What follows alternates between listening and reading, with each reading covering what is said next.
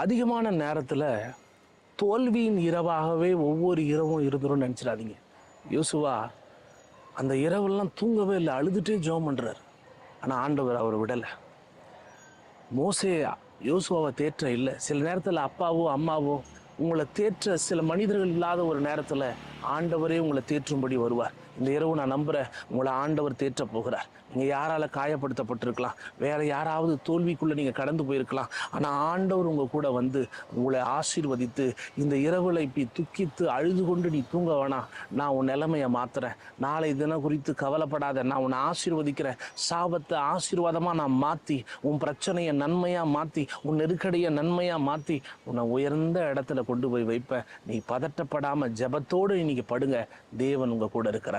அவர் உங்களை வெளிச்சத்தின் பாதையில் நடத்துவார். இந்த இரவு அவருடைய நாமத்தினால நிம்மதியாக நீங்கள் தூங்க மட்டும் முயற்சி பண்ணுங்க. புதிய காலை அவருடைய நாமத்தினால உங்களை வெற்றியின் வாழ்க்கைக்கு நேராக அவர் கொண்டு போவார். ஆமென்.